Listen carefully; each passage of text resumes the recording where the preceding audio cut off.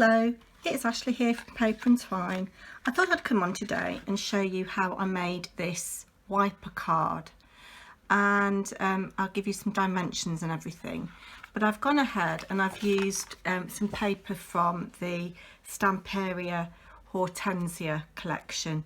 I've used a little bit of the 8x8 and a little bit of the 12x12 pad that I've got. So I'm just going to move that out of the way. I have made this wiper card, and if I lift it up and do that, you can see you've got this little wiper element, like a windscreen wiper, which is why it's called a wiper card. And what you will need for this, you can get one card out of one sheet of A4.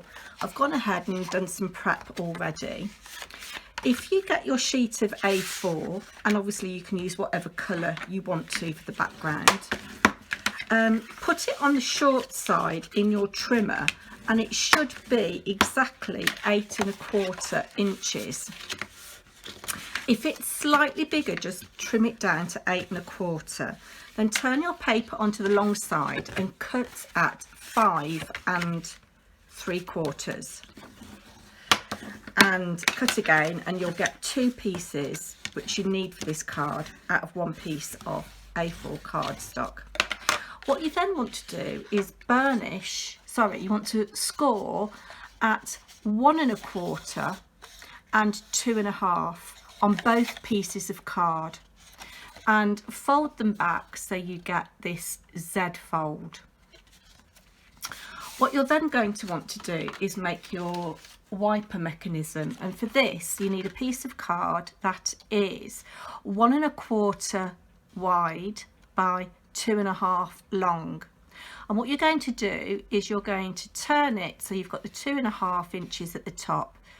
Just mark with your score tool on a scoreboard the 1 1/4 measurement. Just do a little tiny mark, and then what you want to do is line your piece of card up on your scoreboard and score from the 1 1/4 measurement to the bottom corner. So you've created a triangle, and then what you want to do is fold and burnish that so that you're ending up the piece like that. We're going to come back to that in a minute. We might need to snip a little bit off, but that's absolutely fine. So it's a case then of assembling your wiper element, and what you want to do is turn your card, put this piece out of the way, turn your card so that your score bits are on your right. Take your element, and what you want to do is line it up so that the top of the triangle, this little bit here, lines up with the top of your card, and you're going to nest that within your score line. Okay, just like that. So I'm going to put some glue on there,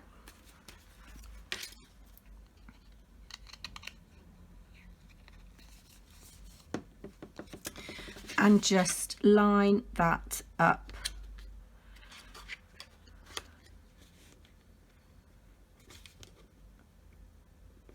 And let the glue stick.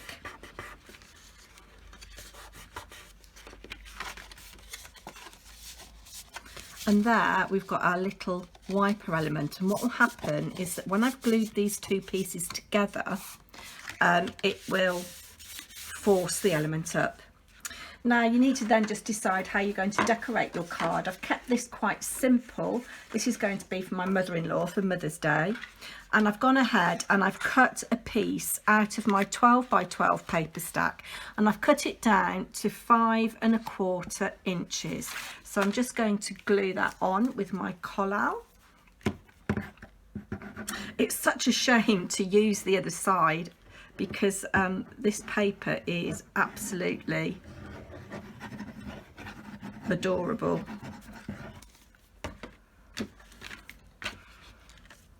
and I've just found it easier to do all my matting and layering before I assemble the card.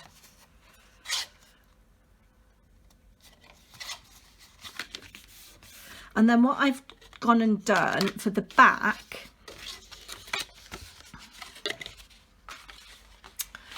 I have gone and just created, because the back's where you're going to write your message, I've cut another piece that is 5.5 by 5.5, and I've just gone ahead and I've sprayed it with a couple of glimmer sprays. So the goldy one is the Lindy's Magicals that I'm really liking at the moment, and then the other one, this pinky one, is a Cosmic Shimmer. No, it's not, it's a Tattered Angels one that I've had for absolutely ages. It's called Sherbet. That colour actually was the colour of my bridesmaids' dresses. And then I've gone and I've used this lovely stencil from Lavinia, which is called Feather Leaf. And I've just gone in with some antique linen, which I think is my favourite oxide colour at the moment, apart from Weathered Wood and Speckled Egg. And I've just randomly done a little bit of stenciling through the stencil with antique linen oxide rather than distress ink, and I've just blended as best I can around the edge, so it doesn't really matter which way that goes up. I'm just going to stick that on. Hope you're all having a nice day today, everybody. I've been up to the post office again to post an order off. Very grey and miserable and spitting with rain, not very nice at all. So I'm just going to eyeball. I've got a little bit of glue there.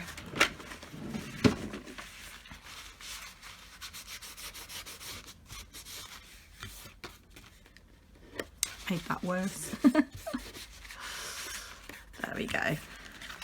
So that's our other piece that we need. So what I'm going to do now is do the sides. So for your sides, you'll need 4 pieces that are 1 inch by 5.5 inches. And I've just chosen a little bit of paper that coordinates.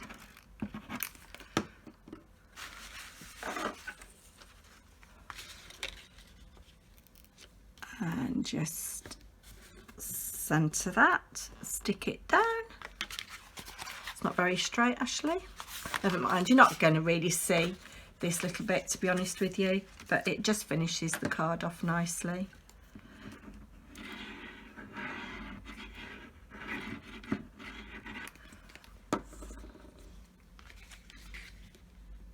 That way up, actually.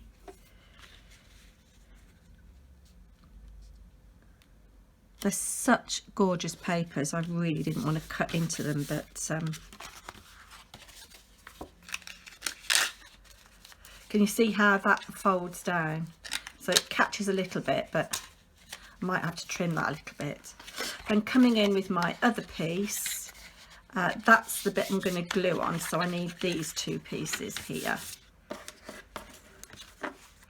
You could do these in any papers you've got. You could create your own painted backgrounds and stamp on them, but I just thought, as I've got this lovely paper, I would start to use it. But I don't want to use it because it is so lovely, and then I'll run out and I won't have any. Blue is in the background, sitting on the chair with the tatty cushion and giving herself a good groom. There we go, just line that up. So that's our matting and layering all done. So now it's just a case of gluing these bits together. So I'm going to come in with my collal glue because I want wiggle room.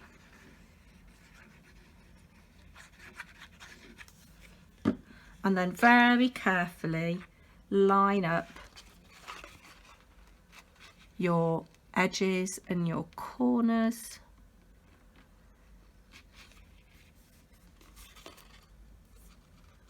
just give that a minute to stick.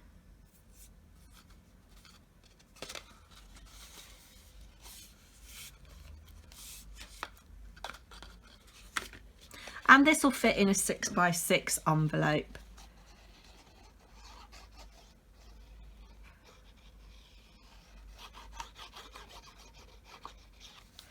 And we do the same on this side. Bring up your edges to meet. And give that a minute. I can't take credit for this. I found this on YouTube. A lovely man called Paul Ford, who does a lot of things with Stamperia papers. And there you can see the mechanism working now, or at least I hope you can see. You might need to do it a few times to let it work. And then what I've gone ahead and done, out of the back page of the 12x12 pad, there are some elements, and I've just fussy cut this bird because I thought it would look like the bird is going to go into the bird cage. And I'm just going to put and I've backed it onto a little bit of the same card that I used for the background, just to make it a little bit sturdier. And I'm just going to put a little bit of glue on his feet and stick him there like that. Actually, sorry about that, it cut off and my phone storage was full, so I've had to go and deal with that. I had finished the tutorial anyway. I'd shown you how to assemble the card, and I've just gone ahead and finished putting the bird mechanism on there. And the only thing I was glittering on about was just showing you the glitter on this card, which I think is my new favourite glitter. It's very subtle, very, very fine. It's Cosmic Shimmer Glitter Jewels, and it is called Diamond Snow. Very, very fine. Really, really loving it. So yeah, sorry about that guys at the end there. Anyway, I hope you got enough of a gist to follow along, and I'll be back soon.